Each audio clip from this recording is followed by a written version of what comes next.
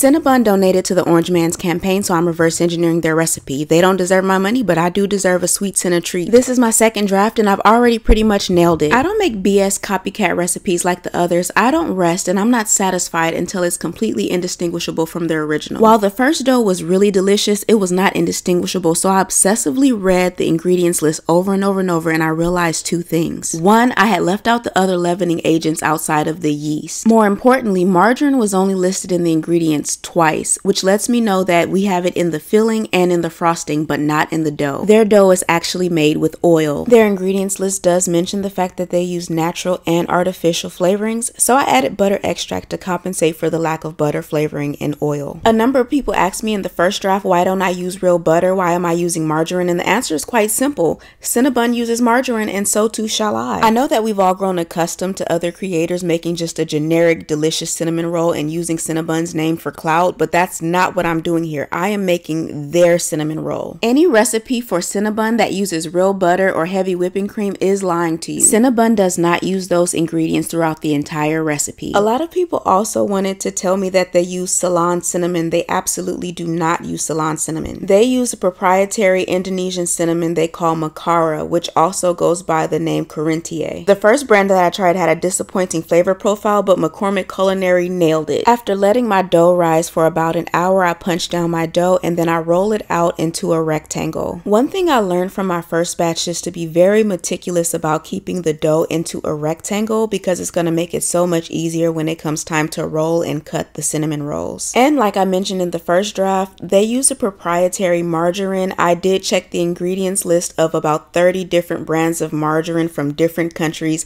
to see if I can find their exact margarine, and I could not find an exact match. Parquet Sticks is the closest if you can find it. If you can't, Blue Bonnet and Imperial work really well as well. They do not mix the filling together. They spread on the margarine and then sprinkle on the cinnamon sugar. Cinnabon also gives it a final roll after adding the cinnamon sugar to press the fillings into the dough, but I had already thrown my rolling pin into the sink, so I skipped that step. They also leave about an inch of dough without any filling at the end where it's going to be sealed and closed at the end. After rolling them up as tight as I can, I use my bench scraper to score off 1.5 inch pieces of cinnamon roll. I use measuring tape to be precise. As I learned in the first go round, making them completely even is important, not just for aesthetics, but to make sure that they all cook evenly. The day after I filmed this, someone told me to use a serrated bread knife to cut the cinnamon rolls without smushing them, and I'm like, great, now you tell me. But for my third and final iteration, I will use a serrated bread knife and see if that's better and leads to less smushing. I know that dental floss is best for cutting cinnamon rolls without smushing them, but for some reason the thought of that just gives me the ick. I know it's not logical, but I can't do that. As I put these cinnamon rolls in the pan, I do reshape them to make them round again, and I make sure that I keep the flaps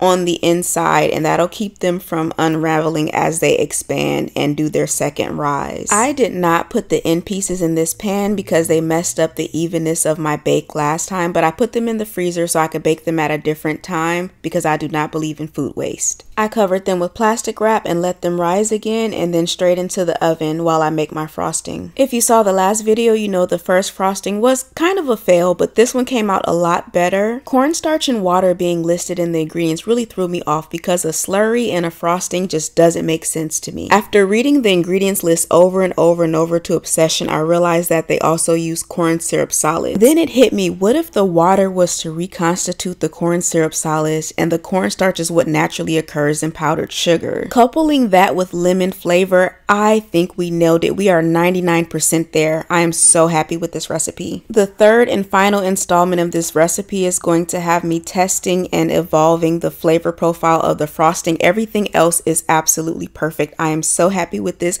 Make sure you're following me for more.